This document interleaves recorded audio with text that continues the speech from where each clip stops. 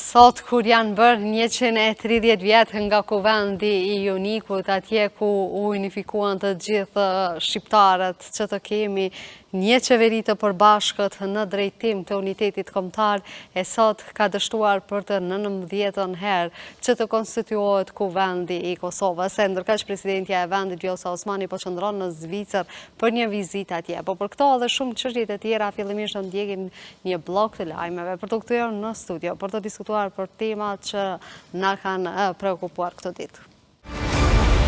Kryetari I partisë Guxon Faton Peci ka thënë se nuk do të tërhiqen nga propozimi për formimin e komisionit verifikues për votimin në mënyrë të fshehtë të kryeparlamentarit. Deputeti Peci, duke hyrë në objektin e kuvendit për vazhdimin e seancës konstituive për herë të 19, tha se opozita nuk mund të imponojë kandidatin për kryetar të kuvendit partitë fituese të zgjedhjeve. Ne kemi reflektuar në forma ndryshme dhe kemi treguar që jemi tapën për me diskutu edhe për opsione edhe për partneritete edhe për koalicione. Në anën tjetër ajo që nuk mundet me ose në rast se jo çuni reflektim idenë që opozita me zgjedh kandidatin e partisë fituese, atëherë kjo nuk është reflektim, por kjo është tentativë për me ta. Duke folur për partneritetin me lëvizjen vetvendosje dhe mundësitë që pozitën e kryetarit të kuvendit t'i jep liderit të nismas Fatmir Limaj, ai tha se Albin Kurti dje e ka sqaruar se një pozitë e tillë nuk mund t'i takojë dikujt që I ka vetëm 3 deputet.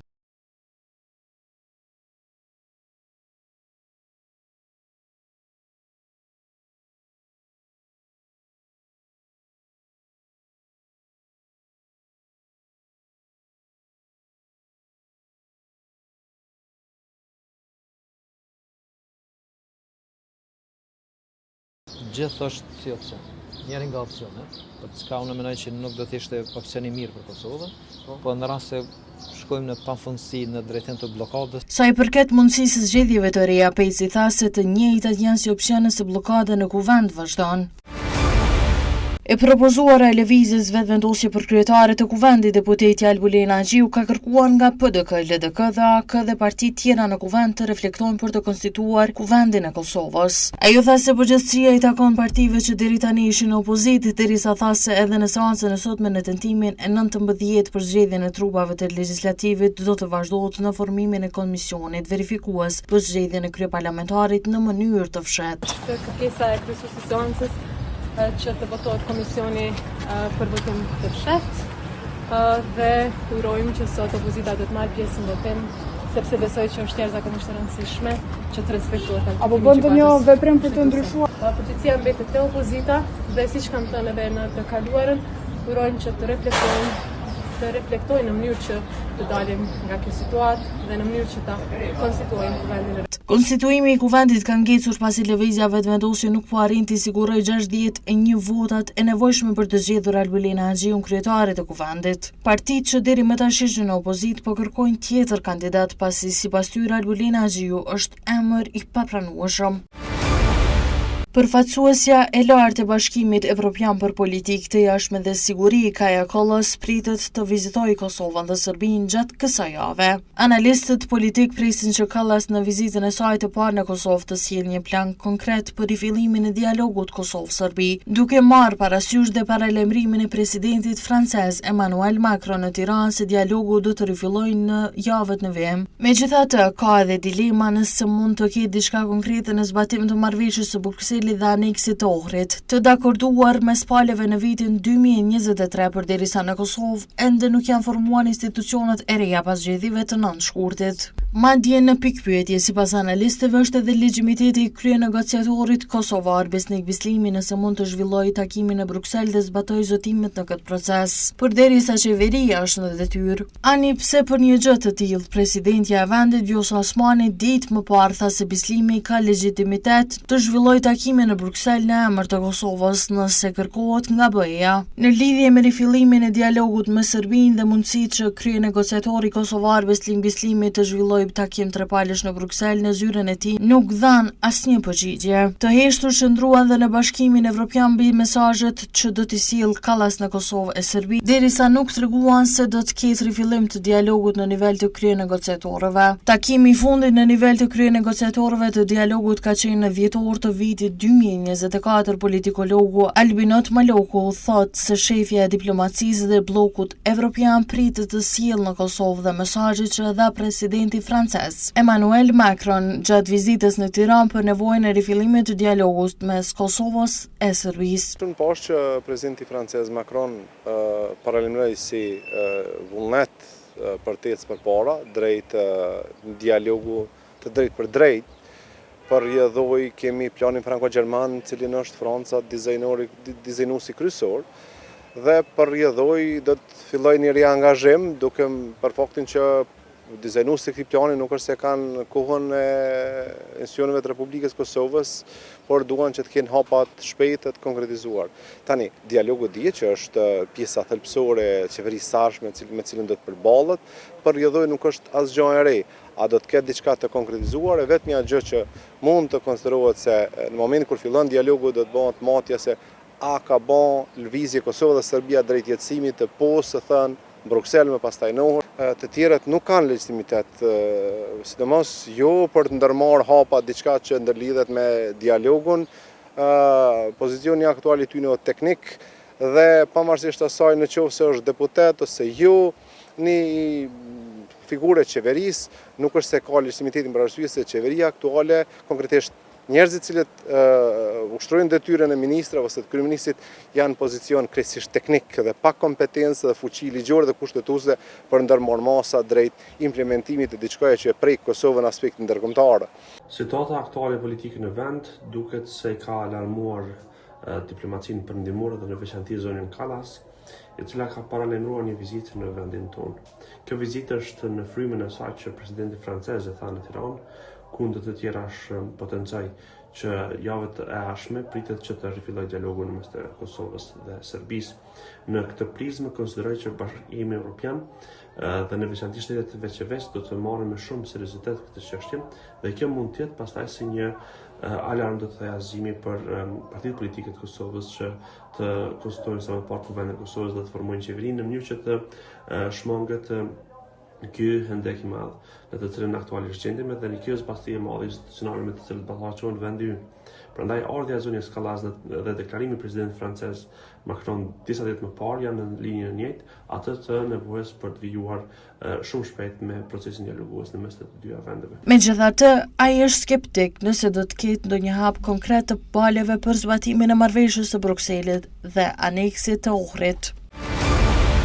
Deputetja e nismës socialdemokrate Gjavahiri Izmagu ka deklaruar se ende nuk ka ndonjë vendimarrje të re në lidhje me zhvillimet aktuale politike në vend, duke shtuar se brenda partisë së saj janë duke vazhduar diskutimet e brendshme. Ajo ka bërë të ditur se pritet që kryetari i nismës Fatmi Lima të dalë së shpejti me një deklaratë që do të përfshijë qëndrimin e partisë për të gjitha proceset politike në vend. Imzakov vlerësoi se Lima i përbush të gjitha kriteret për të qenë në krye të pozitave shtetërore, duke theksuar kontributin e tij në çlirimin e vendit dhe në krijimin e institucioneve. Që është më e rëndësishme mi dhon vendit emra, domethënë që nuk janë në këtë diskutim të përveshur, po kanë një dinitet të përfaqësimit politik, ndërsa nuk e mendoj që jemi në këtë fazë. Pra diskutimet tona të brendshme politike janë ende herët me përcaktuar këto. Nëse do të ketë një marrëveshje politike, sigurisht që ajo do të bëhet në tavolinë edhe do të jetë transparente, nuk do të bëhet përmes televizionit. Pastaj vendoset për emrat përveçëm. E pyetur nëse do ta mbështesnin Alwilin Haxhiun për kryetare në rast se vota e tyre do të ishte vendimtare para arritjen e 61 votave, Izmaku shpreh se nuk janë në atë fazë të diskutimeve dhe se vendimet do të merren përmes një marrëveshje politike, jo përmes televizioneve. Ka me përfshi diçka pak më shumë më konkrete. Diskutimet e brendshme tona të vazhdojnë, domethënë politike brenda subjektit ton politike dhe për këto çështje besoj që do të keni një deklaratë më të përgjithshme nga zoti Limaj në ditët në vazhdim. Mirë po sa i përket çështjes se numrat e përcaktojnë vlerën se duhet të jetë apo jo një autoritet në krye të pozitave shtetërore. Unë për vete personalisht e konsideroj në Kosovë nuk kanë qenë gjithmonë numrat që kanë përcaktuar rëndësinë, mirë po peshën që ka një lider. E në këtë drejtim zoti Limaj dihet që ka dhënë një kontribut të çmueshëm si gjatë çlirive të vendit, po ashtu edhe në çështjet kyçe të krijimit të institucioneve. Pra zoti Limaj kishte përfaqësuar shumë mirë të gjitha këto kritere, sepse ka një autoritet edhe njësi. Ndërsa sa i përket takimit me presidentin, ajo ka thënë se Limaj së shpejti do të dalë me një deklaratë për të gjitha proceset. Deputetët do të mblidhen sërish sot për një tentim të radhës për konstituim të Kuvendit të Kosovës. Kjo është përpjekja 19 me radhë që prej 15 prillit kur ka filluar seanca konstituive. Vazhdimi i seancës konstituive nis në orën 11, por zhvillimet nuk tregojnë shpresë se do të ketë zhbllokim të situatës. Pas blokut të lajmeve u kthyem në studio për të diskutuar një çështje e cila është mjaft e diskutuar këto ditë. Pra bordi i Asociacionit të Komunave të Kosovës ka reaguar ashpërt ndaj gjuhës së shpifur dhe denigruese dhe jo etike të përdorur nga Ministria e Administrimit të Pushtetit Lokal, siç tha ata, ndërsa sot pati edhe një reagim nga ana e tyre ku u tha se kjo gjuhë nuk është as pak e mirë dhe ata, siç e quajtën, edhe tendencioze, por për këto dhe për shumë çështje të tjera që ka të bëjnë me pushtetin lokal. Me mua në studio është Sazan Ibrahimi, kryetari i Asociacionit të Komunave të Kosovës. Faleminderit shumë që erdhe në Info.te. Faleminderit për ftesën. Neve bëm një hyrje, Sazan, për të ditur se çka do flasim neve këtu bashkë, pra sot patët edhe një reagim nga ana e Ministrisë për atës që ju çka reaguat dhe çka demantuat fillimisht. Po, krejt problemi ka lind për shkak të mos transparencës së Ministrisë së Administrimit të Pushtetit Lokal. Në pyetje janë rreth deri në 15 milion euro, mjet e këto të dedikuara nga Komisioni Evropian. Shumë goxha e madhe. Po, për komunat është jashtëzakonisht e madhe, edhe duke u ballafaquar komunat për çdo ditë me probleme financiare, për shkak kontratave kolektive, për shkak legjislacionit në fuqi. Ne kuptuam, duke pjesëmarrë në komitetin drejtues të një projekti i quajtur Demos. Projekti Demos ka të bëjë me bashkëfinancim të disa donatorëve, të cilat i grumbullojnë mjetet financiare dhe pastaj komunat konkurrojnë për t'i marrë këto mjete financiare me miliona euro në bazë të performancës së tyre të treguar. Janë kriteret hyrëse dhe indikatorët MATS, ku vlerësohet performanca së secilës komunë dhe pastaj në bazë të raporteve përfundimtare komunat shpërblehen. Në takimin e fundit të komitetit drejtues, kuptuam që Komisioni Evropian ja ka refuzuar projektin Ministrisë Administrimit të Pushtetit Lokal rreth kësaj përkraje financiare, cilat mjete financiare janë të dedikuara për komuna. Reagimi i asociacionit nuk do të ndodhte po të ishin ato mjete të dedikuara për nivelin qendror, mirë po pasi që misioni i Asociacionit Komunat Kosovës është mbrojtja interesave të autoriteteve lokale në Republikën e Kosovës, ne ngritëm këtë shqetësim. Do të thonë se përse ka ardhur deri te ky shqetësim. Dhe neve në gjatë takimit përfaqësuesi jon ka kuptuar që projekt propozimin e parë, cilën Ministria e Administrimit të Pushtetit Lokal e ka adresuar te Komisioni Evropian, ka marrë vërejtje, sugjerime nga Komisioni Evropian dhe ja ka kthyer mbrapa ministrisë. Mirë po këta janë sjellë në mënyrë ignorante, arrogante mund të themi ndaj propozimeve të Komisionit Evropian dhe nuk i kanë marrë fare parasysh rekomandimet e Komisionit Evropian dhe për këtë arsye Komisioni Evropian në fund të prillit ka vendosur që njëherë për njëherë të mos ta përkra atë kërkesë të Ministrisë së Pushtetit Lokal. Neve mendojmë se këta duhet reflektojnë, sepse ato mjete janë për komuna, nuk janë për nivelin qendror.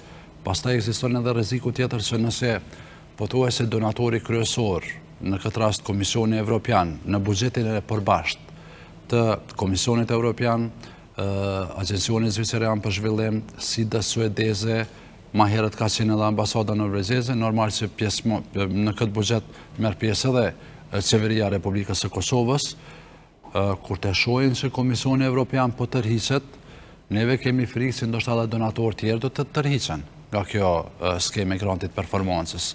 Dhe është dhënë një kontribut i jashtëzakonshëm i komunave në krijimin e kësaj skeme, sepse është shumë e dobishme.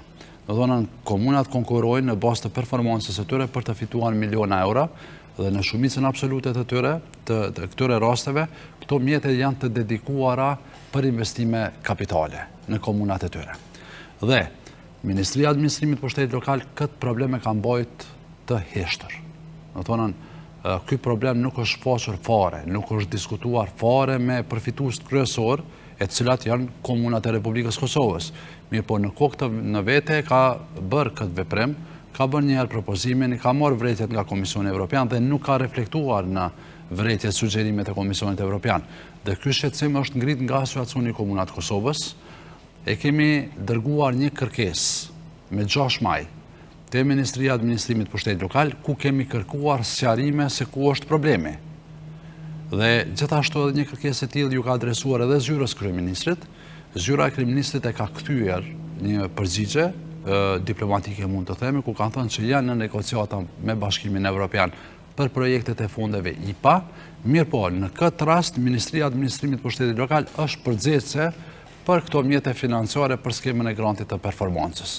Sazan, falëtym që po të ndërpres, kur është bërë aplikimi për këto fonde, në cilën periudhë? Këto mjete financiare janë të dedikuara për këtë vit. Neve jemi tash duke biseduar për 2026, 2027, 2028. Në vazhdimsi. Këto mjete kanë qenë kushtimisht të zëtuara nga Komisioni Evropian. Dhe vitin e ardhshëm është paraport që ndoshta Komisioni Evropian ta merr edhe barrën kryesore saj përket skemës së grantit të performancës. Mirë po, niveli qendror është duke hezituar saj përket bashkëpunimit me Komisionin Evropian. Dhe kur e kemi... Pse po bëhet ky hezitim, Sazan? Cilat janë arsyet sipas jush? Nga ministria po mendon. Pse është ky problem? Po na apelojmë këtë që të sqarohen përfaqësuesit e ministrisë, dalin me komunikat të sqarohen ku është problemi, e jo ta mbajnë pshefën këtë problem. Sepse ne kemi reaguar për interes të komunave, aty janë rreth 15 milion euro që nuk është pare e vogël për komunat e Republikës Kosovës, si që thash edhe meret, marë parasysh rrethanat ku janë duke vepruar komunat e Republikës Kosovës. Dhe në vend që këtë letër e ka dërguar kryetari i bordit të Asociacionit Komunat Kosovës në emër të bordit, e bordi i asociacionit është organi legjitim i cili përfaqëson gjitha komunat e Republikës Kosovës. Do të thonë të 38 komunat e Republikës Kosovës përfaqësohen në asociacion dhe bordi është ai mekanizmi i cili flet në emër të komunave të Republikës Kosovës. Dhe kjo letër ju ka adresuar ministrisë në emër të bordit të asociacionit. Unë këtë letër nuk e kam adresuar si drejtori i asociacionit, në vend që të kthejmë përgjigje ata. Të kthejmë përgjigje anëtarëve të bordit, ku është kryetari Akim Aliu, kryetari Imre Ahmeti, kryetari Shaqir Tota nga Prizreni, kryetari Sokol Haliti, Gjafer Gashi nga Obilici, Balimoa Rema dhe kryetari Dragan nga Parteshi, ata miren me mu. Do të thonë e kthejnë çështjen personale. Dhe mu më ka habit një fakt se si në Facebookun zyrtar të Ministrisë Administrimit Pushtetit Lokal, unë linçohem apo atakohem në atë mënyrë. Do të thonë kjo ka qenë e habitshme sinqerisht. Do të thonë se si në Facebookun zyrtar, po të ishte privat, ajo do të ishte çështje private. Mi po në Facebookun zyrtar të kësaj ministrie, unë të atakohem ashtu, kjo sinqerisht është e habitshme. Aty e thuhet në reagimin e tyre, thuhet që kënse unë po i bëj këto veprime për interesa personale. Do të thonë në çfarë interesi personal komune nëse këto ne luftojmë, që këto 15 milion euro të shkojnë të komunat. Unë nuk kam asnjë interes financiar në aty. Unë jam i paguar nga Asociacioni i Komunave të Kosovës të loboj, të punoj, po gjithmonë me direktivat e bordit të Asociacionit të Komunave të Kosovës, sepse e kam organ udhëhec.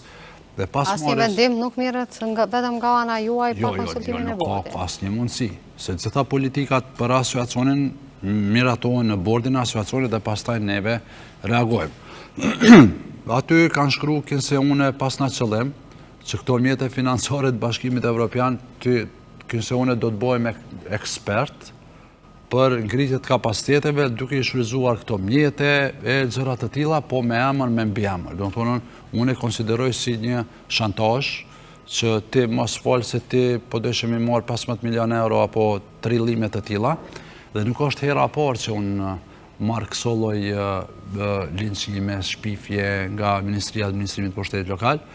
Njëherë në fillim të kësaj qeverie ka qenë një këshilltar i ministrit në detyrë Elbert Krasniqit, Fidan Kalaja, i cili ka shpif diçka dhe unë e kam dërguar rastin në gjykat dhe këto shpifje, këto denigrime i ka po bordi i Asociacionit Komunat Kosovës, i cili ka bërë një reagim të menjëhershëm duke i cilësuar këto deklarata si jo bashkëpunuese, do thonë që janë të drejtuara personalisht ndaj meje, unë që mbi 22 vite udhëheqi Asociacionin e Komunave të Kosovës dhe në asnjë qeveri paraprake nuk kam pasën këso lloj deklarate nga zyrtarët e nivelit qendror dhe dyshimet e mia janë që ky reagim nuk e besoj që e ka bën ndonjë zyrtar publik i kësaj ministrie, po e ka bën ndonjë politikan që është në Ministrinë e Administrimit për Shtetit Lokal. Tash s'po du me cilësu, po kësaj lloj deklarime duke u munduar me çdo kusht që Asociacionin e Komunave të Kosovës ta tregojnë si një mekanizëm të zbehu, rolin e tij ta zbehin, ka pas edhe paraprakisht nga Ministri Elbert Krasniqi duke cilësuar se është një organizatë jo qeveritare, aty është Sazani, do thonë me këso cilësime jam mësuar dhe nuk është ndonjë breng, po brenga ka qenë në shqetësimi i bordit asociacionit është gjuha fyse, denigruese e Ministrisë Administrimit për Shtetin Lokal. Unë nuk do ta drejtoja gishtin nga askush për këto veprime të cilat janë bërë në këtë ministri, por neve çka kërkojmë që të na tregojnë ata se çka do të ndodhë me 15 milion euro deri në 15 milion euro nga fondet e Bashkimit Evropian. Pasi që këta nuk kanë treguar asnjë gatishmëri për të na kthyer një përgjigje, jo mua, po kryetarëve të komunave, neve të premten e kemi adresuar një kërkesë të tillë të ngjashme te Komisioni Evropian për të na treguar se ku është problemi. Dhe komunat nuk janë gatshme asesi që të humbin një fond të tillë deri në vlerën e 15 milion eurove. Një fond goxha i nevojshëm duke ditur dhe në situatën të cilën ata aktualisht ndodhen. Mirë po Sazan, kësaj lloj përvoja duke hedhur në çështje në personale për shkak të mshefjes së një gjëje kaq të madhe që po flitet për 15 milion euro, duket si e qëllimshme pra që të hedhet sy një individ të caktuar dhe mos merret përbashkë çështjet e tjera. Sipas mendimit tim, kjo është tendenca që ta mshejmë problemin, se nëse nuk ka problem ata do të mund ta kthejnë një përgjigje të adresonin atë përgjigje te bordi i asociacionit, të rendetin ku janë problemet, po këta janë të mshef diçka. Domthon se po pse kanë marrë këtë problem të heshtur që një kohë. Pse ky problem nuk doli në pa derisa ne nuk reaguam. Domthonë këta janë të mshef diçka.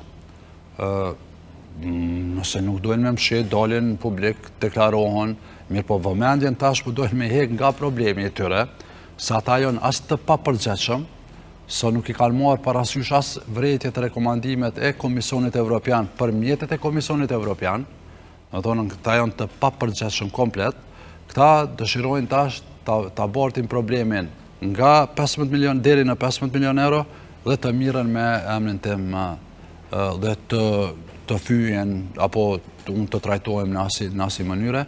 Nuk është hera e parë, theksova edhe më herët, ka pas shpifje të tilla edhe në të kaluaran, mirë po nuk e kam ndonjë problem ndaj këtyre shpifjeve, sepse e kry punën edhe bordi ka cilësuar në mënyrë profesionale, dhe për këtë arsye neve edhe në fund të deklaratës së bordit është kërkuar bashkëpunim edhe me donatorët në mënyrë që ta tejkalojmë situatën të si. Se nëse e tërhiqen edhe donatorë tjerë, atëherë nuk e di se si do të jetë fati i skemës së grantit të performancës. Mirë po, fole edhe për çështjen e grandit të performancës. Deri tani komunat e Kosovës kanë mbetur në pezull shumë çështje në bashkëbisedimit me kryetarët e komunave, ata kanë ngritur shumë shqetësim sa i përket ndaljes së përkrajes nga qeveria për shkak se nuk kemi ende qeveri valide. Mirë po, ka munguar edhe në 4 vitet e kaluara kjo përkraje nga ana e komunave. Sa mund të thellohet kriza ekonomike në komunat specifike të Kosovës, duke ditur ndaljen edhe këtyre mjeteve që neve po flasim? Vetëm për 4 muajt e parë të këtij viti, komunave ju kanë marrë mbi 43 milion euro për vendime gjyqësore. Vetëm për 4 muajt e parë. Po i bjen që gati për secilin muaj për mbi 10 milion euro. Dhe janë shumica absolute ju kanë marrë për investime kapitale. Pastaj janë madrat dhe shërbimet, subvencionet e tjera, mirë po shuma totale arrin mbi 43 milion euro. Shumë e madhe, goxha shumë? Po është një shumë jashtëzakonisht e madhe. Dhe niveli qendror nuk ka gatishmëri fare që ta zgjidhë këtë problem. Tash ka ndodhur rasti që në komunën e Rahovecit është dashur ja kanë marrë parët thesare dhe nuk ka mund të kontribuojnë në qendrën e mjekësisë familjare në Ravec. Se këta thesari ti merr parët aty ku ki pare. Nuk i intereson ati a ki fillu projektin, a ki mbaru projektin, apo diçka të veç si të që ki pare me nivi buxhetore ti merr me automatizëm. Dhe shumë projekte po mesin pas zbatu, po dhe shumë projekte në të ardhmen nuk do zbatohen. Për shembull, komunës Ferizajt i ka shku faktura për kontratat kolektive në vlerë deri në 12 milion euro. Dhe shumica e mjeteve do të miren nga investimet kapitale. Ka komuna me 3-4 milion euro, me 5 milion euro. Do të thonë, është një shumë marrament se të ju marrë komunave në mënyrë të pa drejt, për shkak problemeve që i shkakton nivelli qendror dhe për shkak mosgatishmërisë që këto probleme të zgjidhen në nivelin qendror. Ata mund të zgjidhen shumë lehtë, mirë po në takimet cilat kryetarët e komunave, neve si asociacion që kemi pas edhe me qeveri, me ish qeverin, po edhe me ish antarët e parlamentit, kemi pas që nuk ka asnjë gatishmëri për ta zgjidhur problemin e tillë. Por për që qytetarët presin plane konkrete të realizuar nga kryetarët e komunave dhe ata nuk e din, për shembull punën e kontratave kolektive se si ka shkuar e gjithë procesi i saj. Këtu është problemi se disa kryetarë mendojnë që është këto veprime nga niveli qendror bëhen me arsye politike. Do thonë që kryetarët ata mendojnë që ndoshta qeveria po i dëmton dhe qytetarët nuk e dinë. Po jo, tash kemi mekanizmat të informimit, e kemi rrjetet sociale, kemi mediat qendrore, lokale, kështu që qytetari mund ta shohë problemin. Po kjo tendencë nuk o vetëm me sotme që t'i dëmtoj komunat ka aspekti financiar, sepse para disa viteve, kjo është qeveria fundit ka tentuar t'ja marrë komunave mbi 100 milion euro nga të hyrat vetanake. Do thonë që nëse këshim bëhet veprim, do të këshim bëhet shkelje ligjore, dhe ne kemi qenë si asociacion cilët e kemi ngrit këtë shqetësim, dhe kur është vendosur në votim në Parlamentin e Republikës Kosovës kërkesa e ministrit Murati dhe kërkesat dhe arsyet tona, mbi 90 vota kanë qenë pro kërkesës tonë. Do thonë që komunat ligjërisht kanë mundësi t'i bartin mjetet nga të hyrat vetanake nga viti në vit. Dhe ne edhe atëherë kemi ngrit këtë shqetësim. Po nuk kemi pasur reagim nga Ministria e Financave të këtij lloji.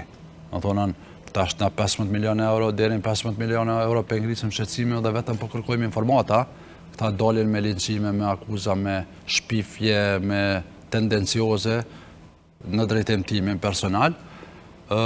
Ka pasur edhe tendenca tjera, ju e dini çështjen e miratimit ligjit për tatimin në pronën e palojshme.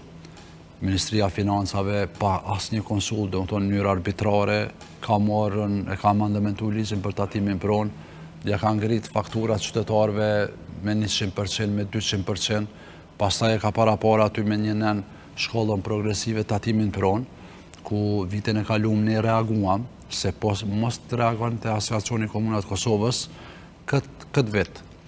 Pronave komerciale do t'i shkonin fakturat me 200% të rritura, deri në 300% të rritura. Dhe çka ndodhi, para zgjedhjeve qendrore, ministri Murati e pezulloi këtë nen, që do të thonë tash është ligji, nuk e di a vendimi është për mi ligjin a ligji për mi vendimin, dhe tha që pezullojmë këtë vit, po e shtym në vitin e ardhshëm. Dhe trysnia e Asociacionit Komunat Kosovës në këtë drejtim është që këtë vit, edhe pse ka miratuar ministri Murati para një kohë shumë të shkurt, këtë ligj e ka fut në amandamentim, se ka po që ka bo gabime.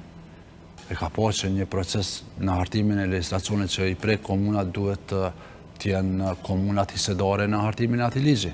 Dhe po shihet që shkon e tërheq me merr një vendim që në ligj thuhet ndryshe, në vendimin e tij thuhet ndryshe. E sheh që bizneset sinqerisht po të zbatohej ai neni i shkollës progresive të tatimin pronë, disa biznese do të kollapsonin, sepse fakturat mund t'i shkonin mbi 1 milion euro do një biznesi. Dhe këto në analizën tonë e kemi konstatuar, kemi dalë në publik, e kemi informuar opinionin e gjerë, dhe ministri Murati ka marrë vendim që ta amandamentojë tash. Gjithashtu edhe problemet tjera komunat cilat i kanë theksuar, i kanë ngritur, është çështja e që ministritë e linjës po ndojnë mjete financiare, po i përkrajnë komunat në baza politike dhe etnike. Do thonë ku një komunë vitin e kaluar ka marrë 102 euro për kokë banore, një komunë tjetër ka marrë 1.84 euro për kokë banori, do të thonë ka trajtim të Ka një dallim goxha të madh. Shumë i madh. Po dhe këtë vit e kemi në rastin e njëjtë. Një komunë merr mjete financiare nga Ministritë e Linjës më shumë se sa mjetet financiare që i merr Prishtina dhe Prizreni së bashku. Do të thonë kryetarët e komunave mendojnë që ka dhe diskriminim në ndarjet e mjeteve financiare nga Ministritë e Linjës kundrejt komunave. Për këtë arsye, e kemi ngritur këtë shqetësim, kemi kërkuar grantin e 4 dhe po ky ligj për financa lokale është një paraport të amandamentohet këtë vit. Sa kemi pa që ka edhe ndalje të shumë projekteve nga ana e ministrisë, një prej tyre është edhe në Prishtinë. Ai i cili ka mbetur pe zodh një pjesë e rrugës që po thuhet që është në mbrojtje të vlerave kulturore, ndërkaq një pjesë tjetër që janë në po të njëjtin vend nuk po lejohet që të bëhet puna atje. Shikoni, unë do të flas në përgjithësi se tash nuk mund të jem komunë mas komune të hyjnë probleme, po ne mendojmë se gjitha këto probleme po lindin për shkak të mos gatishmërisë për bashkëpunim. Dhe nëse ki gatishmëri për bashkëpunim e zgjedh probleme. Në qeveritë e kaluara kemi pasur edhe na probleme shumë, po jemi ullë, kemi dialogu, kemi diskutu, kemi pasur rrethana të ndryshme, ndoshta niveli qendror si ka konvenu, neve na ka konvenu apo e kundërta, mirë po në fund kemi dalën me një konkluz. Po do të thonë për këto 4 vitet e fundit, në secilin takim që është marrë me kryetarët e komunave, me asociacionet dhe me Severin, gjithmonë janë dëgjuar hallet e kryetarëve, kur asnjë zgjidhje nuk është bërë. Do të thonë përpara ki dialogu e ki zgjedh problemin. Ka pasur fërkime të jashtëzakonshme edhe me ish ministrat, edhe me ish kryetarët e komisioneve parlamentare nga parti të ndryshme, se ne kur shkojmë aty mbrojmë interesat e komunave, nuk na intereson avije nga rrodhët e lëvizjes vendose PDK-s, LDK-s, Aleancës apo partive tjera. Mirë po, në këtë rast, në 4 vjeçarin e fundit, sinqerisht ka pas një rezistencë të jashtëzakonshme nga niveli qendror për të bashkëpunuar me komunat e Republikës. Po pse është bërë kjo rezistencë, pse ky mos dëshirë për bashkëpunim? Jo, nuk është që keni pasur ndonjë problem gjatë rrugtimit tuaj. Po flas në emër të komunave të Kosovës me pushtetin lokal. Mirë po pse e gjithë kjo ftofje e raporteve, sidomos me komunat që nuk i përkasin lëvizjes vendosje? Po shiko, kontrata kolektive nuk është problem i komunave të PDK-s, LDK-s, Talian, po është problem edhe të vetëvendosjes. Komunave ku qeveriset nga lëvizja vetëvendosje, edhe kryetarët e komunave nga lëvizja vetëvendosje kanë ngritë këtë shqetësim. Amandamentimi i ligjit për prokurimin publik nuk është bërenge kryetarit PDK-s, LDK-s, Taliancës, po është edhe vetëvendosjes.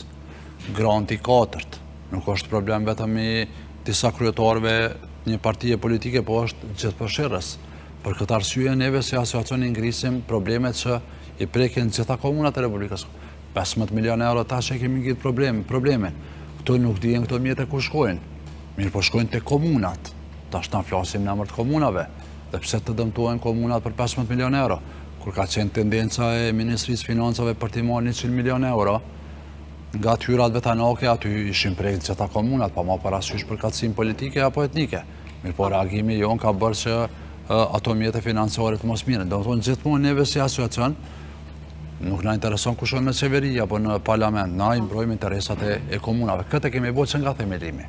Por rezistencë të tillë të mos bashkëpunimit ka ndodhur vetëm në këto 4 vitet e fundit. Sa për fund desha me komentu një deklaratë të kryeministrit të bërë dje gjatë përhurimit të banesave kolektive në Podujev, pikërisht në një komunë ku udhëheqet nga lëvizja vetëvendosje, ku ai i akuzonte komunat se nuk kanë dashur që të bashkëpunojnë, që këto banesa kolektive të jenë edhe në shumë komuna tjerë, ndërkaq që pati reagime nga komuna ku tha se nuk kanë shprehur interes në ndërtimi në komunat të caktuara. Unë dëgjova deklaratën e kryeministrit në detyrë, mirë po unë kam fakte që edhe komunat kanë aplikuar, mirë po nuk e kanë marrë një grant të tillë. Për shembull, komuna e Ravecit. Thërnë kryetarin e komunës Ravecit dhe ju elaboron në detaje problemin. Ai ka aplikuar për ta marrë një grant të tillë për të ndërtuar një banesë si në komunën e Podujevës, mirë po nuk ka zgjedhur për kraje. Do thonë në pedim, jo vetëm në këtë rast, po edhe në rastet paraprake kemi pasur akuza nga niveli qendror, po kur ja kemi argumentuar na, dhe thonë nësë kam pas share pa i pranu, kemi pas rastin me Sirte.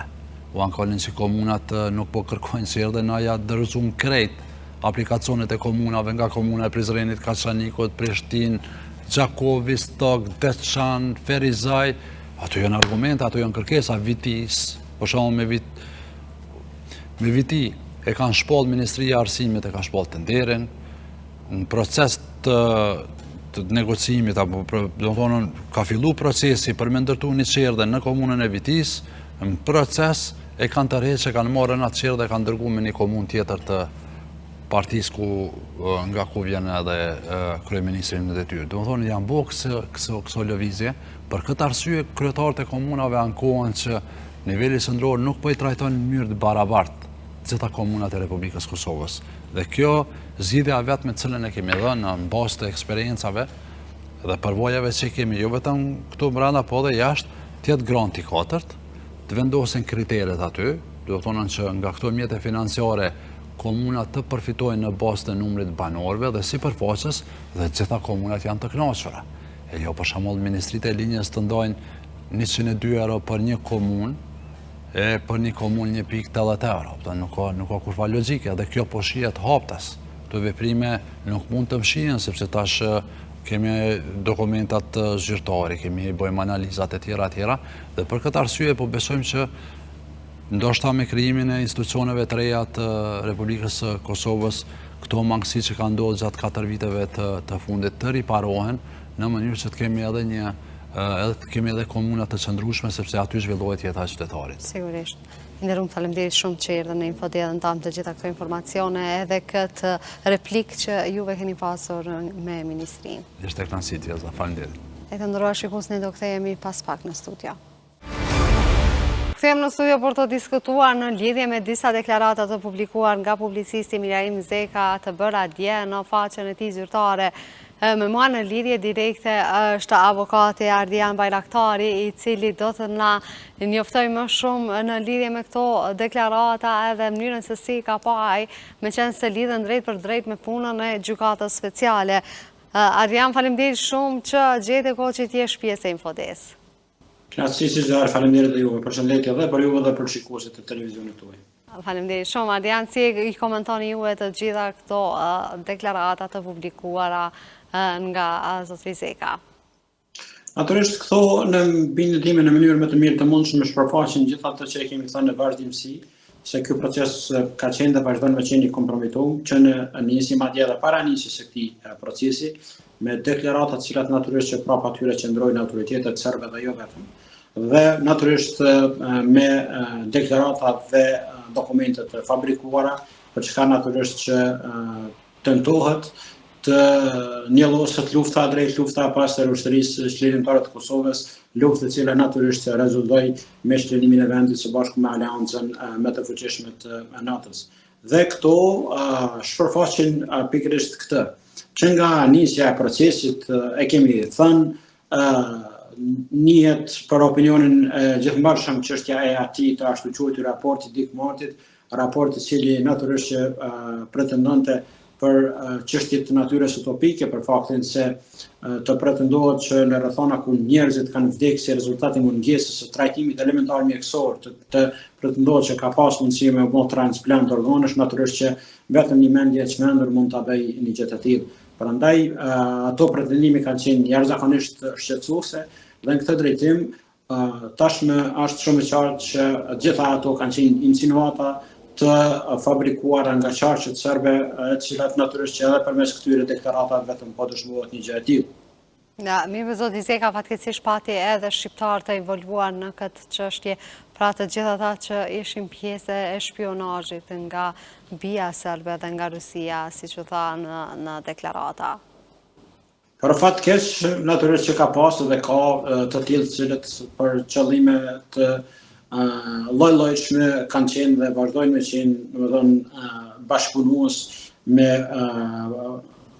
armikun tonë të përhershëm, dhe kjo natyrisht është për fat të keq. Natyrisht kjo u dëshmua edhe me proceset tashmë të cilat janë të konfirmuar nga ana e gjykatës, akt akuzat e fundit të disa prej bashkëpunëtorëve tashmë të konfirmuar përmes edhe akt akuzës, e kjo natyrisht që është një alarm, është një sinjal i organeve tona me thekë veçantë të sigurisë që duhet me u angazhu maksimalisht në drejtim të identifikimit të tyre dhe natyrisht në drejtim të marrjes së masave për mi parandalu çështje të tilla, sepse lehtësisht mund të vijmë në situata kur të kemi edhe veprime të cilat natyrisht janë të dëmshme për sigurinë e vendit e mbi gjitha natyrisht që kjo kur bëhet ndaj një pjesë më të lavdishme të popullit ton, natyrisht është një angazhim shtesë që duhet më bënë nga ana e organeve tona të sigurisë me thekë të veçantë. Po neve kemi pa dhe reagime nga ana UVL-ës të cilët kërkuan nga Amerika, veçanërisht nga Richard Grenell, që të merren me këtë çështje në anulimet të gjykatës speciale, tashmë dalë edhe këto deklarata të cilat janë mjaft tronditse për opinionin, cilat janë hapat që duhet merren nga qeveria e Kosovës, nga gjykatat e Kosovës, specifikisht edhe a duhet të lejohet në tutje puna e kësaj gjykate. Kjo gjykat tashmë është e kompromituar. Besimi i publikut në këtë gjykat është jashtëzakonisht i ulët. Edhe këtë natyrisht që e ka bërë edhe vetë gjykata. Keni parasysh faktin që kjo gjykat nuk e ka njoftuar opinionin publik në rast se ka mbajtur si jo përgjegjës dikë brenda gjykatës për rrjedhje të dokumentave të cilat janë dënuar njerëz për ato dokumenta. Çka nën kupton që kanë qenë dokumente të dhomave të specializuara. Prandaj kjo gjykat ka dështu në atë që njihet administrimi mirë i drejtësisë. Kjo gjykat është shoqëruar me mungesë të theksuar të transparencës.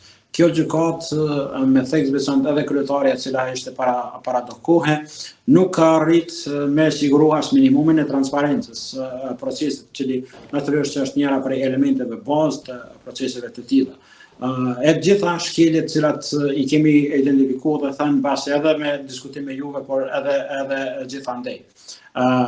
Prandaj ngritja e një shqetësimi të tillë nga ana e organizatës veteranëve të luftës së ushtrisë lirimtare të Kosovës është pikërisht në këtë linjë me alarmimin e faktorit ndërkombëtar me thekë veçantë atyre që kanë mbështetë, kanë sponsorizuar këtë gjykat, se kjo gjykat ka rrshitur tashmë në drejtim të një procesi të padrejtë, një procesi të sërgjatur, një procesi me mungesë të theksuar të transparencës, dhe në këtë drejtim i shoh edhe angazhimin e OVL-ës. Në instancë fundit një angazhim të tillë, një lobim të tillë, një proaktivitet do duhej me pas nga ana e institucioneve të vendit, mirë po për fat të keq nuk e kemi parë deri më tashmë gjë të tillë. Madje kemi parë ndonjëherë edhe saktësisht të kundërtën, përfshirë edhe kufizimin ose reduktimin e fondave për çka natyrisht se kjo në mos të konsiderueshme e rënon, le të themi, një mbrojtje kualitative për çka natyrisht që është duhet me u angazhu shteti për faktin se ata nuk akuzohen me këto akuzat të padrejta në një proces të padrejtë gjyqësor në kapacitete personale, mirë po si i shkrerë të ushtrisë lirimtare të Kosovës. Prandaj rikonfirmimi i pastërtisë së tyre në kupton rikonfirmim i pastërtisë së luftës së ushtrisë lirimtare të Kosovës dhe rrjedhimisht edhe i çlirimit të vendit. Prandaj e vlerësoj që duhet shumë më shumë me u angazhu institucionet e vendit në drejtim të shpërfaqjes së këtyre shkeljeve, shpërfaqjes së kësaj padrejtësie e cila po ju bëhet tash sa kohë i shkrerëve të ushtrisë lirimtare të Kosovës. Ardian, faleminderit shumë që gjete kohë që t'jesh pjesë e Infodejës dhe që je mjek i përhershëm i emisionit Infodej. Kënaqësi çdo herë dhe ju faleminderit shumë. Të nderuar shikues, ne ndjekëm disa deklarata në lidhje me ato se çka u publikuan dje nga avokati Ardian Bajraktari, por qëndroni me ne që të ndjekim edhe çështje të tjera më rëndësi për vendin. U kthem në studio për të diskutuar një çështje tjetër që ka të bëjë me dhomat e tregtisë dhe industrisë, të cilat kanë paraqitur para kryeministrit dhe ministrës në detyrë të ekonomisë të gjitha ninet dhe ligjet e energjisë të cilat shkelin vendimet e marra nga zyra e rregullatorit të energjisë për liberalizimin e tregut të lirë të energjisë. Me mua në studio është Kushtrim Ahmeti, drejtori i dhomave të tregtisë dhe industrisë. Kushtrim, faleminderit shumë që gjete kohë që t'jesh pjesë e Infodejës. Unë paka shumë në pika të shkurta e sqarova ato kërkesat që juve keni parashtirë nga ministri në detyrë edhe kryeministri sa i përket zyrës së rregullatorit. patëm edhe disa replika nga ana e Ministrisë sa i përket kësaj çështje. Spari, ky takim është i vënshëm. Ne jemi rreth 10 ditë para se të hyjë në fuqi vendimi për liberalizim të tregut. Qeveria këtë çështje ka ditë më të, po ka nejtë në heshtje deri më tani. Tani, tajde po takome, po dalë me disa incentiva, themi që të bëj disa subvencionime, pa ato subvencionime nuk kanë fare lidhje me çështjen për cilën është të diskutu për gjithë këta muaj, themi nga parafërsisht dikon prill maj, kur ka fillu kjo informacioni që është donë fillimisht nga Zërreja, kështu që nuk ka pasur një bashkëpunim fatkeqësisht deri sot të duhur dhe të nevojshëm dhe urgjent që ishte në mes të vetë institucioneve që i kemi, qoftë edhe ministrat në detyrë që janë që edhe vetë komunitetit biznesit në këtë rast, sepse me këtë veprem të Zërrejës komu shkatru këtë ekonomia vendin, bizneset tona do gjinin pa një situatë shumë të shtjerë dhe në fundit kemi pësu këtë vendi jonë, njerëzit do të mesin pa punë, mund të rritet numrit pa punëve tashmë. Në vendin tonë, në vend se të jetë kundërta. Nuk kemi më çka të diskutojmë pastaj për nxitjet qoftë në investimeve nga jashtë ose qoftë në ardhen e investimeve nga diaspora. Po, ju thatë se vetë Ministria dhe Kryeministri në detyrë kanë qenë në një ori për gjithë këtë kaos të bërë nga arritjet e çmimeve, nga zyra e regulatorit, një zyre kjo e financuar ose e përkrahur nga vetë qeveria e Kosovës në mënyrë. Fillimisht s'ka dilemë, domethënë që në ditët e para kur ka dalë njoftimi i Zërrejës, ne po besoj edhe të gjitha shoqatat e bizneseve tjera kanë ngritur zërin dhe bile na ju kemi drejtuar edhe me thirrje zyrtare institucioneve tona që të reagojnë shpejt sepse e dinim se duke qëndruar të heshtur situata mund të vinte aty ku po shkojmë. Nuk ka pasur fare, gatishmëri fare për asgjë, kemi kërkuar të takohemi qoftë me Zërrejën, s'kan pasur gatishmëri të takohemi fare, qoftë me institucioneve s'kan pasur fare gatishmëri.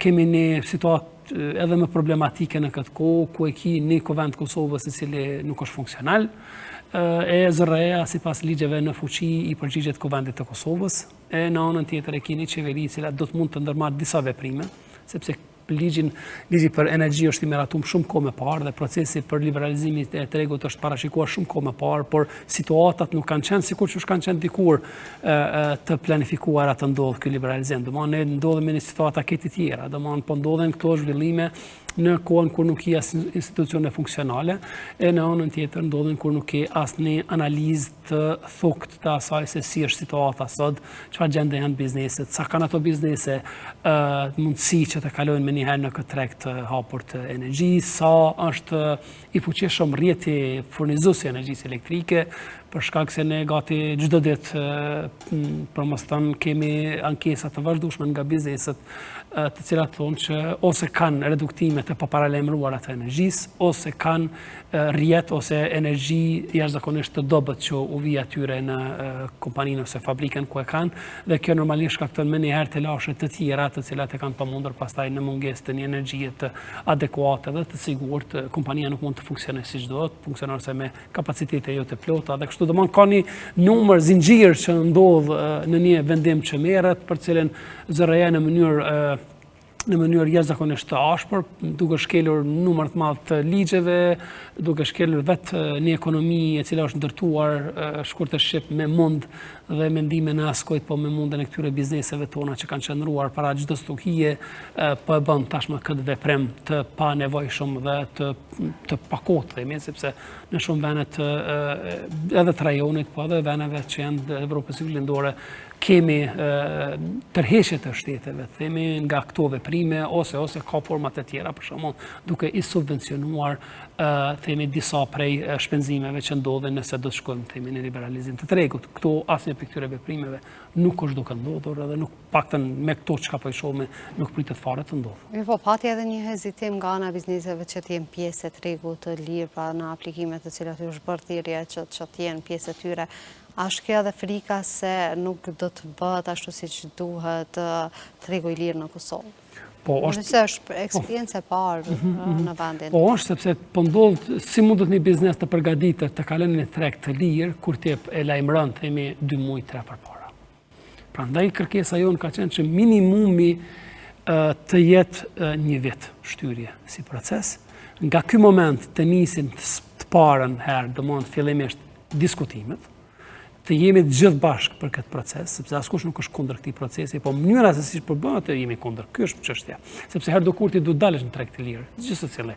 Por mënyra se si përbëhet është në kundërshtim të gjitha normave ligjore. Pa përgatitje të bizneseve se si do të jetë në si mund të jetë një biznes i asi, kur për shembull nëse ta zëm një biznes e ka marrë një ofertë në këtë rast nga Kesko, sepse nuk ka tjetër kompani që po ofron oferta për furnizim me energji elektrike. Domethënë në një renon Zërreja po thotë i kemi 19 kompani. Ku janë ato 19 kompani? Domethënë vetëm Kesko shka ofron. Edhe çka u ndodh në situatën e tashmë është se nëse një biznes e ka marrë një ofertë, ta zëm kemi dy lloje të bizneseve, njëri ka marrë një ofertë ta zëm para afërsisht një muaji, ka qenë dikon çmimi i rritur i energjisë krahasim me çmimin aktual, ishte 225%. Dje, hiç më larg ose para 2 ditë afërsisht, një biznes tjetër i joni e ka marrë ofertën po nga Kesko 264%. Me njëherë lohatje të çmimeve. Edhe për çfarë liberalizimi tregut po flasim, por kemi një kompani që po të oferton. Nuk ka tjera kompani. Të tjera të gjitha janë tërhequr, sepse as ato vetë s'kanë qenë të përgatitura për një proces të tillë. E për më tepër ka dhe shumë kompani të cilat për shembull kanë thënë ose nuk e kemi në këtë plan këtë vit ta bëjmë fare, nisim vitin tjetër nëse na bën mundësitë ose shohim si po lëviz tregu themin e përgjithësi, sepse as ato s'kanë mundur të kontraktojnë blerjet e energjisë diku tjetër për t'ia sjellur biznesit tonë në Kosovë energjinë që i kërkon. Domthonë gjithçka s'ka qenë fare përgatitur, është mendim i marrur ad hoc me një shpejtësi të çuditshme dhe që normalisht duke parë që nuk kemi fare asnjë kompani tjetër nga këto 19 kompani, në këtë rast i bën 18 kompani që nuk po japin asnjë oferta, e po është vetëm Kesko në këtë rast automatikisht lën dyshime që këtu po bëhet vetëm për atë kompani, s'po bëhet për askën tjetër. Apo bëhet kjo vetëm në mënyrë që të themi se ne kemi bërë tregun e lirë në Kosovë, ndërkaq se kemi pas refuzime, zakonisht siç i quajnë ata politike, nuk na kanë përkrahur neve për arsye politike këtë vendim që na kena ndërmarrë, ndërkaq që bizneset po vazhdojnë të mivujt pasoja çdo ditë në Kosovë, ku kemi paralajmëruar edhe ju vetë që do të kemi shumë mbyllje të bizneseve në vend. S'ka dilemë. Shiko, e para nuk kemi ne nevojë të marrim bajrakun krahasim me shumë vende të tjera të rajonet që kanë themi kushte më të mira ekonomike ose kanë nisur një proces shumë më të hershëm në këtë çështje. Domthonë s'pare dashur të bëhet edhe kjo analizë, të shohim vendet e rajonit të paktën vendet e rajonit, mos shkojmë më larg keq. Edhe pse ne kemi marrë informacion edhe nga vende të tjera që janë shumë më të forta ekonomikisht se Kosova, edhe kanë një treg energjetik shumë më të mirë, edhe prodhim shumë më të diversifikuar sa që e ka vetë Kosova. Domthonë as te to nuk ka funksionuar siç duhet ky proces, sepse nuk kanë qenë i përgatitur, i duhet një kohë më gjatë për të nisur përgatitje dhe për të filluar si proces. Domthonë nuk mundet kështu. Të paktën është dashur që ta bëj si hap që të lejoj vetë kompani të dalin. Domthonë ato kompani që kanë mundësinë e tillë të dalin, atëherë dalin vetë ato. E në këtë rast këtu është një situatë që po i detyron kompanitë të dalin me dëmos në treg të lirë. Përndryshe do të mbesin pa energji elektrike dhe në situatë jashtëzakonisht problematike. Domthonë për çfarë ekonomie ne jemi ka flasur, për çfarë mbështetje jemi ka flasur ekonomike, nëse ti nuk po i gjendesh institucionet në këtë rast nuk po i gjenden vetë bizneseve të cilat e kanë nevojën në këtë rast. Domthonë mbështetja është imediate që duhet të ndodhë tani. Jo të kemi në heshtje të kalojmë gjitha gjërat kështu, sepse pasojat po janë të shumanshme. Nuk janë gjithmonë pasojat siç mund të mendojmë sot po e bëjmë një vendim edhe nesër po del pasojë. Jo, ka pasoja që ne po i shohim tash, pasojat e shumë viteve të mëhershme që themi po na ndodhin tani. Domthonë janë disa pasoja që ndodhin me vite të tona më vonë, nuk janë gjithmonë tash. Edhe kjo shkakton pastaj atë telashën e madhe edhe të vetë biznesit, të cilat janë në stres të jashtëzakonshëm, sapo u rrit çmimi i energjisë 16.1, tash po ndodh ky telasha tjetër tregu i lirë, domthonë gjithçka bëhet në mënyrë ad hoc, në mënyrë arrogante absolutisht dhe me vetëm qëllim për të arritur qëllimet e tyre që paktën po duket që është qëllim i vetëm një kompanie, në këtë rast s'ka teknologji. Kosova është shumë më larg themi plotësimit të kushteve për të qenë themi pjesë e BE-s. Nuk them që të mos i plotësojmë, por duhet të shkojmë hapa, nuk mundemi të nisim të marrim bajrakin për një gjë.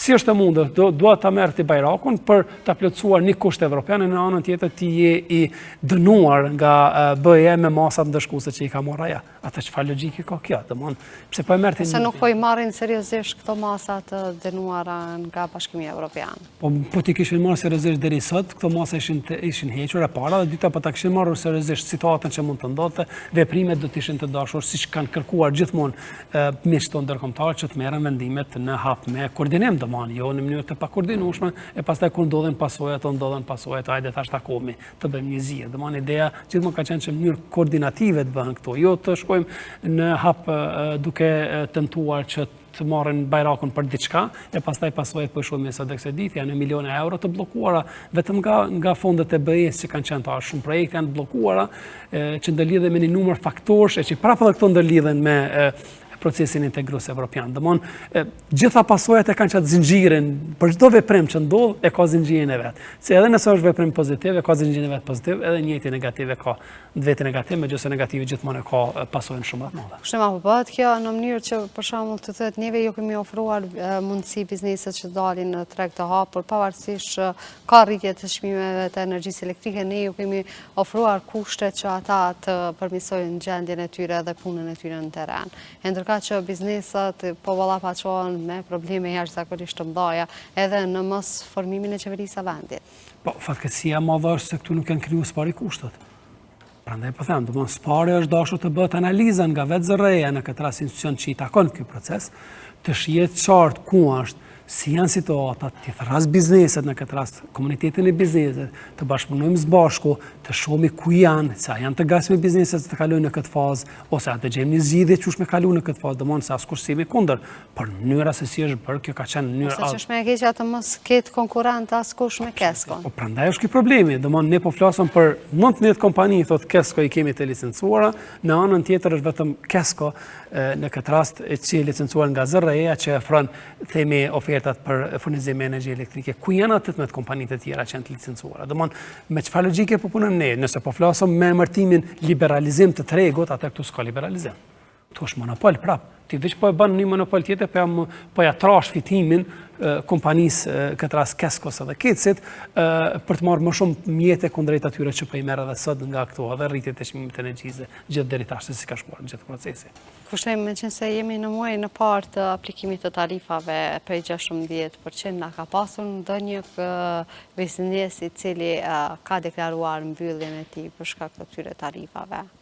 Fillimisht ka pasur rritje çmimeve. E kemi parë edhe në diskutimet së bashku që i kemi pas, ne kemi thonë që ka me pas lëvizje zinxhirore fatkeqësisht siç ka pasur në këtë gjërat e tjera dhe e kemi parë më një herë.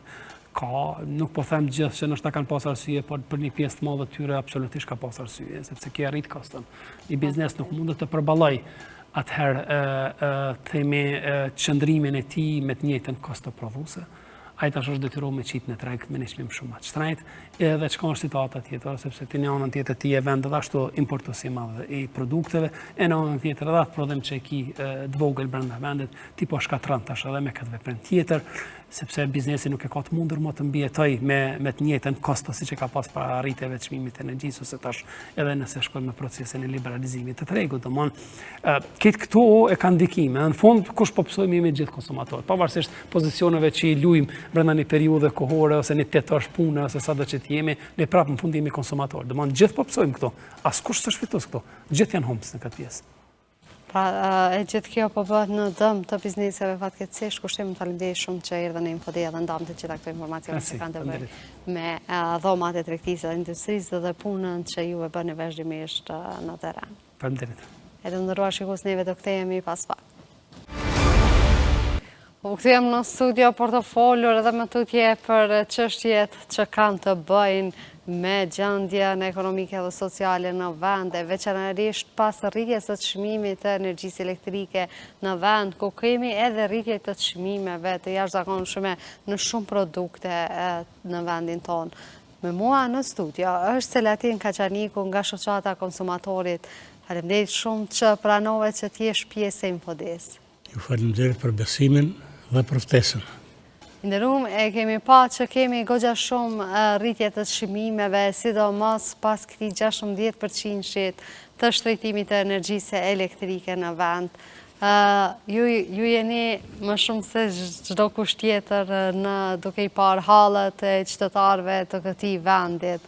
Cilat janë ankesat e tyre kryesore sa i përket këtyre çështjeve? Ankesa themelore, ankesa bazike për të gjitha ngritjet e çmimeve është diskrepanca, disbalansa mes të ardhurave dhe shpenzimeve, kostos së jetës. Kur kemi disbalancë, diskrepancë kaq të madhe në dëm të xhepit të qytetarët konsumator ose në favor të çmimeve, atëherë është e qartë, nuk do në koment të madh se bëhet fjalë për një standard të ulët, për një mirëqenie sociale jo të dinjitetshme të qytetarët konsumator, i cili sheh çudin një herësh është taksapagues. Si taksapagues është gjeneros kryesor i buxhetit të Republikës Kosovës. Dhe në këtë aspekt, derisa ai jep dhe në mënyrë patriotike e kryen obligimin e vet fiskal. Dhe ky është si mas me 50%. Më tutje askush nuk e pyet asgjë. Me parët e veta shihni kuvendin. Sot e 19 herë kuvendi bën fiskultura me paratë e qytetarët konsumator taksapagues. Po të ishin ato paratë që i shpenzon kuvendi në për kuvendet të pashembullta, të kota, askush nuk do t'i shtynte në 19 seanca shterpe. Se do ta pagun te nga xhepi vet. Po më që e pagun nga xhepi ynë. Atër këta e bëjnë atë që nuk do duhesh të ta bënin, aq më parë dhe aq më shumë, sepse ne me votën tonë në një stad kur ishim dhe kur duhet të jemi elektorat, ne i votuam, me votën tonë të lirë demokratike, u dham kompetenca, angazhime, mandate, autorizime, çdo gjë i dham, i fuqizuam, i bëmë që ata të jenë dikushi. Por ata duan të ndjehen që janë dikushi, por jo të veprojnë si dikushi. Domethënë, këto veprime nuk janë ato që do duheshte t'i kishte qytetari konsumator, dikur para 2 muajve elektorat, dhe në çdo çaj tjetër, se ne qytetari jemi dhe sovrani që kemi themeluar shtetin, jemi publiku, ai publik në të cilën thirret qeveritë, se janë parat publike. Nuk janë parat publike, nuk është kjo diçka imagjinare. Parat publike janë të qytetarët konsumator, i cili është taksapagues. Ky qytetar konsumator jemi ne dy, është audienca jonë, dëgjuese si qoftë e shumt, është i gjithë populli i Republikës Kosovës. Dhe të luajnë 19 herë me neve, si shtemin e popullor që në vjetër majtap, dhe nga kjo lojë, ja që dikush merr nasihat, dikush merr shembull, një tregtar, qoftë i arritur mendërisht, qoftë i pa arritur mendërisht, të gjitha lakmojnë paran, thonë po ka dalë kur kuvendi i djeg parat tona, hajde dhe na të bëjmë një çfarë për veti. Domthonë, është fjala tani më për mentalitet, dhe kur kemi mentalitet të tillë, duhet të bëjmë të pamundur në të gjithë bashkë që ta vëmë në veprim ligjin. Po të kishim ligje në veprim. As loja me çmime, po flasim për çmimet abuzive, për çmimet spekulative, as to lojnat e politikanëve të paarritur nuk do të ndodhishin kurrë. E zgjata pak. Jo, të lutem, unë pash e elaboruat mjaft mirë gjendje në vende, sidomos për çështje që kanë të bëjnë me mos konstituimin e Kuvendit të Kosovës, jo e përmendet që s'kemi ligje që e mbrojnë konsumatorin në vend. Pra këto rritje të çmimeve që po bën dita ditës, fillimisht çmimi i bukës në shumë vende është 60 cent, 80 cent, varësisht se ku po e blen bukën, pra nuk ka një kontroll të çmimeve në vend. Edhe këto po janë pasojë të mos konstituimit. Kolegë nderuame, nuk mund të ketë kontroll. Kontrolla do të kishte, do të vepronte nëse ne do të kishim treg. Treg vendor, treg të brendshëm, treg konform standardeve të mirëfillta socio-ekonomike e juridike. Se ne nuk kemi treg, e dëshmojnë çmimet. Sikur do të kishim treg në kuptimin e mirëfillt, tregu do të vepronte si regulator. Të qenit regulator është edhe obligimi i tregut. Domethënë, tregu do të vepronte si regulator po të ekzistonte, po me që nuk ekziston, ai nuk vepron si regulator. Ne nuk kemi regulator çmimesh në Republikën e Kosovës, as nuk kemi regulator furnizimesh. Ne përpara ankoheshim, vajtonim se dikush pa të bërë një pushtet paralel dikun në anën veriore të Kosovës. Por ata që e thonin më zëshëm, ata e bënë këta për ta fshehë se ishin pjesët një monopoli. Kemi monopole grupore, kemi monopole mallrash, kemi monopole artikush, kemi shumë monopole, kemi monopole edhe në sistemin arsimim universitar. Dhe për to s'ka askush. Dhe kur ne kemi monopole të tilla, do të them me plot gojë, ato janë pushtete paralele. Kush i bën ato pushtete paralele? Nuk i bëjmë ne dytë. Natyrisht se i bën dikush që e ka një veshje. Qoftë veshje e paras, qoftë veshje votës së lirë demokratike, qoftë veshje e funksionit, qoftë veshje e partisë. Por asnjë parti në Republikën e Kosovës kur nuk ka reaguar kundër këtyre pushteteve paralele që ka pas brenda vetës dhe brenda territorit, brenda shtetit të Republikës së Kosovës. Ose nuk ju ka konvenuar ndoshta që të reagojnë? Natyrisht se ju konvenon, dhe ju konvenon përderisa ne heshtim. Ne edhe si antar partish politike, do të japim partisë sonë detyra dhe do të kontrollojmë dhe do të insistojmë që ai 100 ditë që famoz pas zgjedhjeve, pas miratimit të votave, pas konfirmimit të votave, të zbatohet në praktikë. Çdo kush që dikujt ja ka dhënë votën, duhet t'i kërkoj përgjegjësi pas 100 ditësh, ose të lavdroj, se mos jemi shumë rigjid, të lavdroj nëse pas atyre 100 ditësh ka rezultate të prekshme. Mirë po flitet se do shkojmë në zgjedhje. Janë të në kohën të thirrë se do të shkojmë në zgjedhje, pra do të kemi edhe një argjem të buxheti. Popullor që i thënë katunde që shihet nuk do kalluz. Këta leadershipat janë të udhëheq, pra shqip është më udhëheq një anije, kësaj radhe shtetin, këta janë duke hequr shtetin drejt zgjedhjeve të reja. Pra po them me parat tona, me parat e tyre nuk do ta bëne këtë. Dhe ne tolerojmë sepse ne nuk e hetojmë barën e para sonë. Të gati 3 miliardë gjysmë është buxheti si vetë. Këto janë parat tona. Ndërsa, e kam thënë disa herë, kur kishim gazeta, ka pas darur edhe në një gazetë në faqen e parë, aso kohë Kosovës i mungonin 3 miliardë gjysmë, ishte e buxheti 1 miliardë 700, ndërsa unë thoja se vetëm 1/3 e të bojmë, 2/3 në humbisin. Ne kemi aq qeverisje të keqe, me paran tonë, me bizneset tona, me taksat tona, sa që ne nga 100% i potencialit socio-ekonomik për të bërë buxhet, ne e të bojmë me mzi 1/3. Ne jemi ata me qeverin tonë që rreth 170.000 ose 90.000 bizneseve të regjistruara u a kemi bërë konkurencën jo legale me aq numër biznesesh. Me këtë keq menaxhim dhe me këtë pasqyrë që po japim në kuvend, edhe këto që janë të regjistruara, ai paguajnë 50% obligimet e veta ose jo.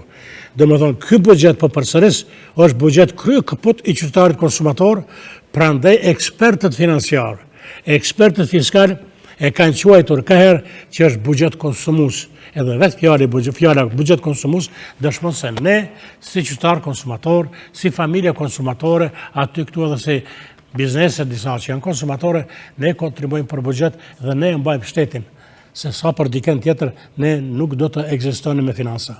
Me gjithë rritje të çmimeve që ne po i shohim në terren edhe për gjendjet të cilat Pse i lejon qeveria këtu? Pse i lejon qeveria këtu? Ndoshta pse edhe atyre nuk po ju konvenon që të ketë me është ne si kolegë po bisedojmë se unë e di që se mysafir si intervistuam nuk më takon që t'ju bëj pyetje juve, ju më bëni pyetje unë përgjigjem, po bisedojmë, si shtojmë popullor që po bëjmë llaf. Sepse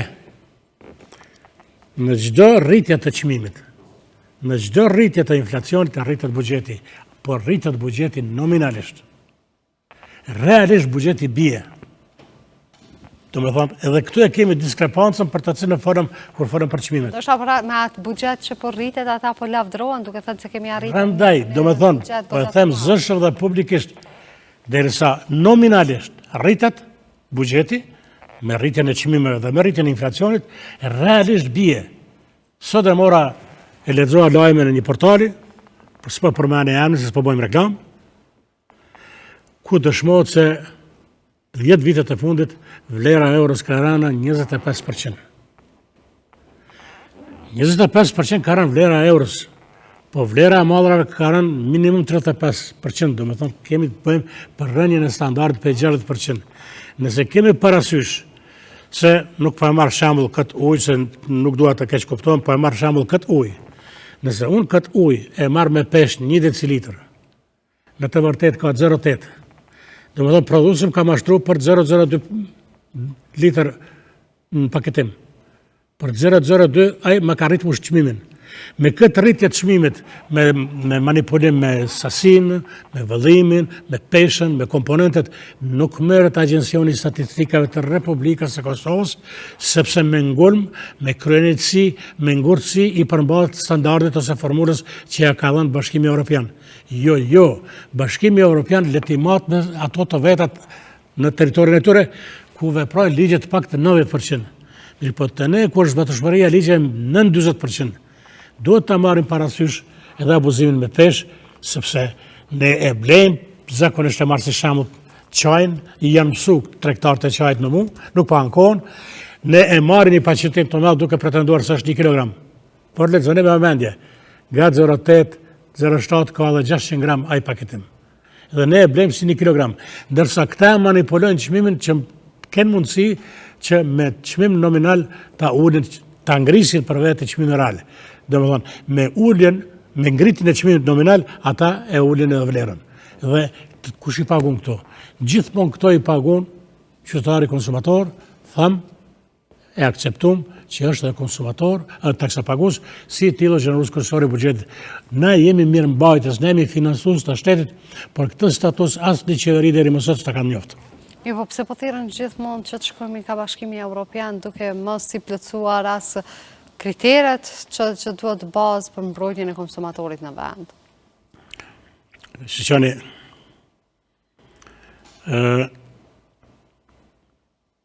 unë muj vetëm të paragjikoj mendimin ose qëndrimin e Bashkimit Evropian, por nisur nga ajo që unë kam përcjell këtë kauzë që 19 vite, duke u nisur edhe nga të gjeturët e mia që i kanë shprehë dhe në komentet e raportit progresit dhe të dokumenteve tjera. Unë jam njëri prej hartuesve, fatmirësisht jam edhe i privilegjuar i ligjit për mbrojtjen e konsumatorit, i 3-4 variantave të programit për mbrojtjen e konsumatorit dhe shoh shumë nga afër këtë problematikë. Esenca kryesore në Ministrinë, për shembull, në Ministrinë e Tregtisë, Industrisë dhe Inovacionit, në MINT, e kemi tregtinë që ekziston për hatër të konsumit, për hatër të nevojës, për hatër të përmbushjes së kërkesave të qytetarit konsumatorëve. E kemi industrinë me të njëjtat inercione, e kemi inovacionin me të njëjtat qëllime. Po kryesori që jep jetë, që jep shpirt, që jep kauzë, që jep formë tregtisë, industrisë dhe inovacionit është nevoja, është kërkesa, është qytetari konsumator. Qytetari konsumator ose konsumi, konsumatori nuk është drejtorat si që këto të rijat në kuadrin e mintit. Dhe kjo nuk është bërasisht, kjo është bërë me qëllim. Sepse dikush ja ka frikën fuqisë të qytetarit konsumator, ka abuzime të hapura me të drejtat dhe me obligimet, me interese dhe me dignitetin e qytetarit konsumator. Kjo bëhet për pikë qefit, me shumë qëllim, sepse kanë frikë nga ne. Pse kanë frikë nga ne? Sepse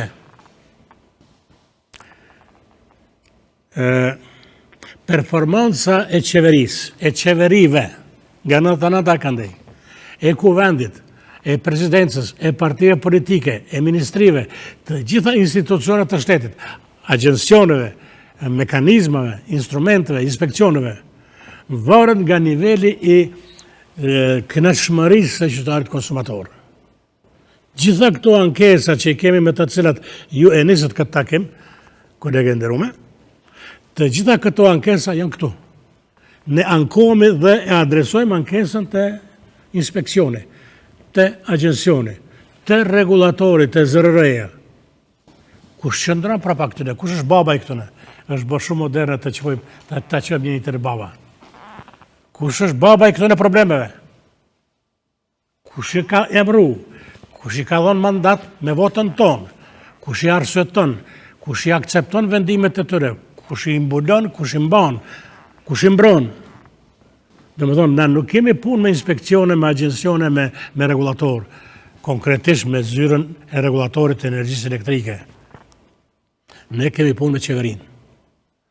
Ne edhe qeverinë kemi zgjedhur me votën tonë, të përmirësohen, se nuk do t'i hihen hak askujt, me qeveri të Sepse problemin me rrymë, problemet me çmime, ne nuk i kemi të sot me as të këtij mandati.